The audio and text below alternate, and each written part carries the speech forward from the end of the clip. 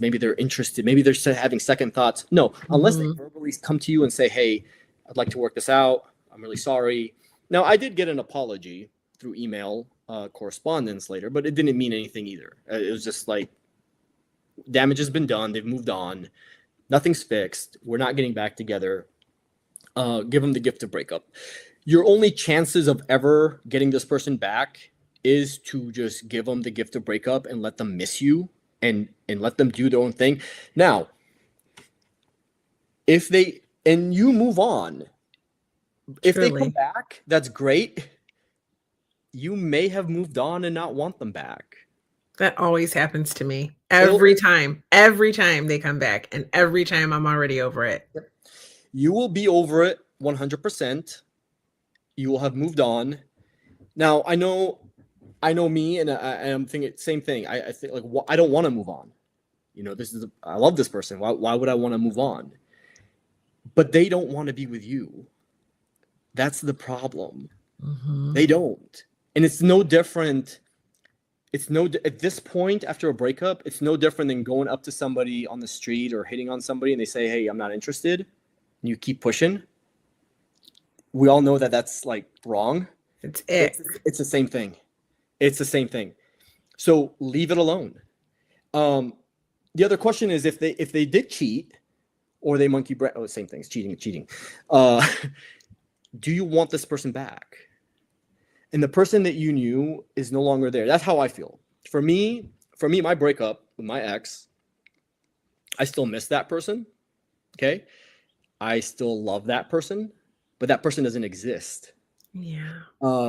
Perfect example is if you ever watch the ending of Mrs. Doubtfire, they're all reminiscing about Mrs. Doubtfire. They all start saying how they miss this, and the mom like comes to her senses and snaps and yells. She goes, she wasn't real. Right? So what you had is no longer real. It was real.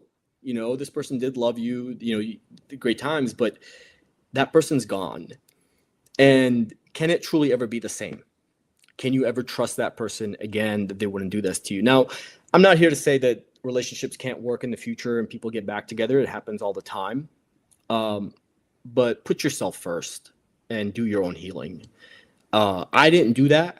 I started off good. I remember I was proud of myself. I was like, it was good. But then emotions got to me. I did care about the person.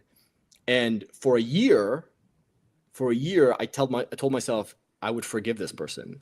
And then after the year passed and we did get in contact after that year, correspondence. And this was long before I met the person I'm in a relationship with now. And when I realized that they weren't coming back after I've given them so many chances, that I shut the door. I closed the door on that. I said, you know, it's too late. It's gone.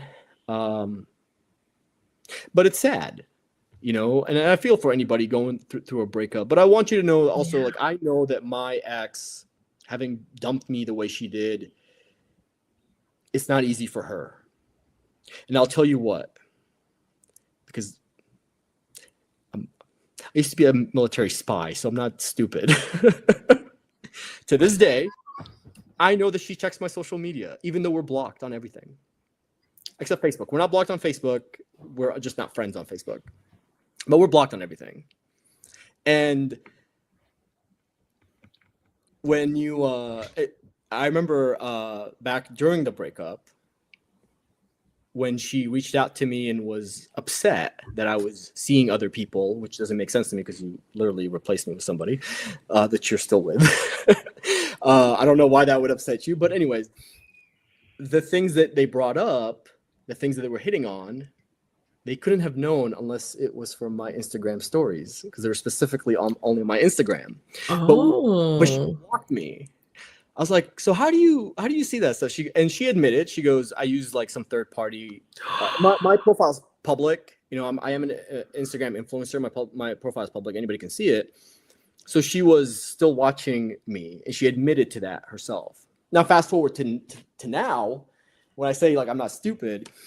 So for the longest time, my Facebook stories are public. My Facebook profile is private, but my Facebook stories are public.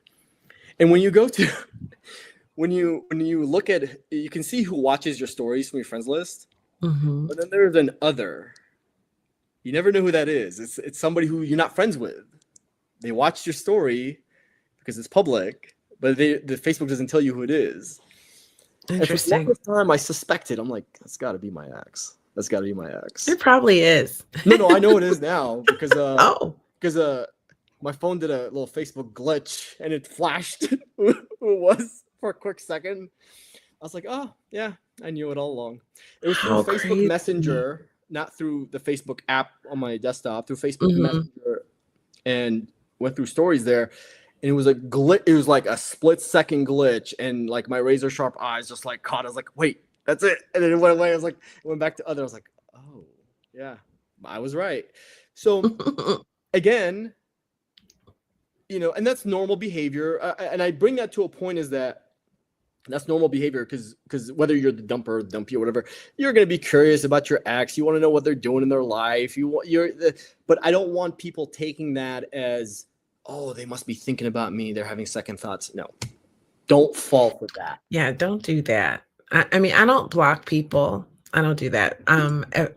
You know what? Sometimes I'll unfollow if I'm salty.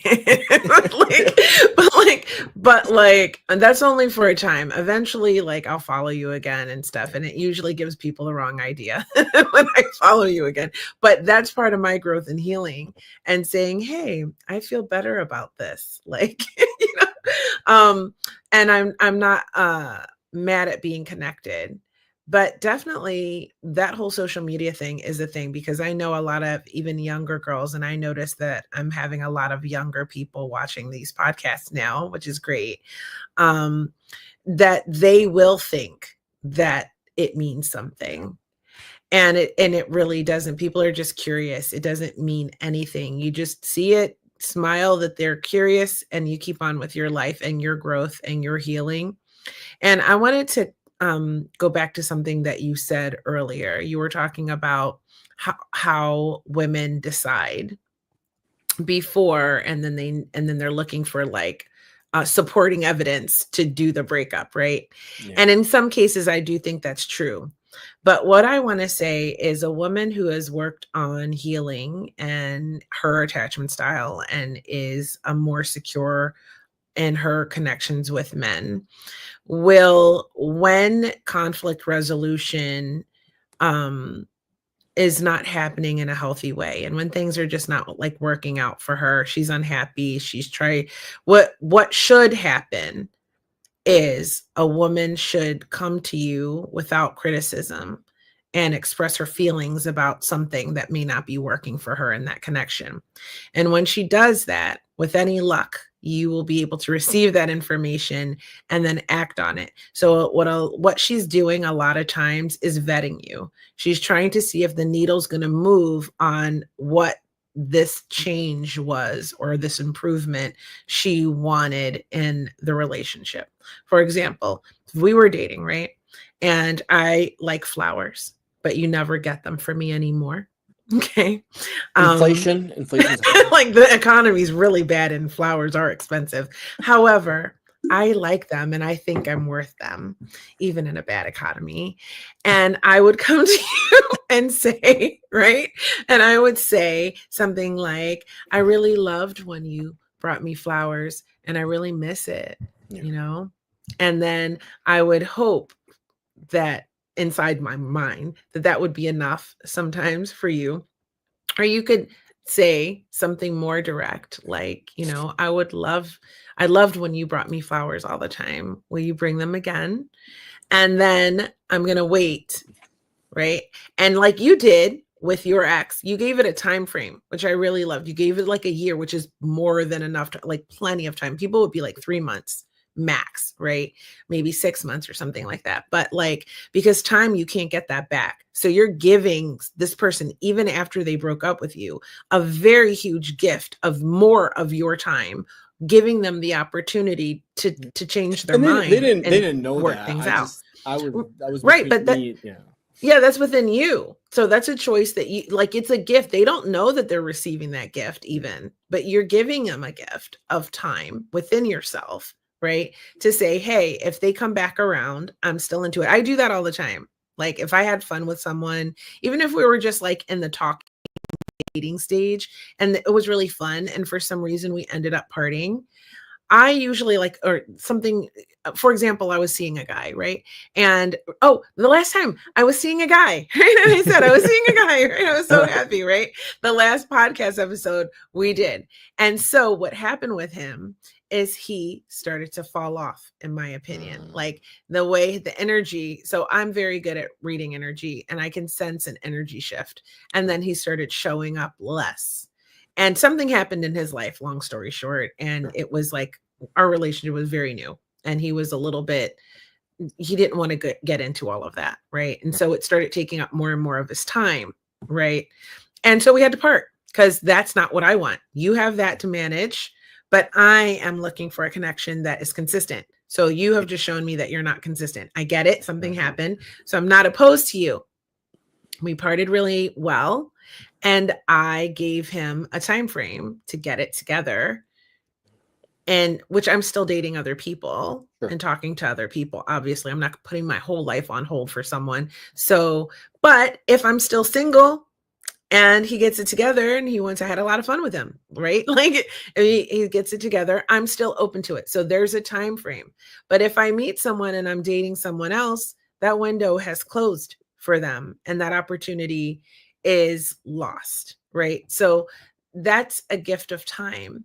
And I love that you do that. And I think that I think that's what women and sometimes even men will do if they're vetting and saying, okay, did this person hear me? Are they really going to take action on the things that I am feeling and wanting? And then a lot of times what happens is the communication is not really effective, or there's a disconnect, a miscommunication. And then the guy, and I'm saying this as a woman with a guy, right? Because that's what I am. And then the guy doesn't make that change or doesn't shift that behavior or whatever the case may be. And you've already been thinking about ending it, right? And you're hoping, like you said earlier, you give chances, right? Mm-hmm. So it is kind of like you're giving them a chance to like make this shift. And then when you see that that doesn't happen, because you've already been thinking about the breakup, then you're kind of like, okay, I have to end this. And you have to then do the breakup. And I want to touch on that.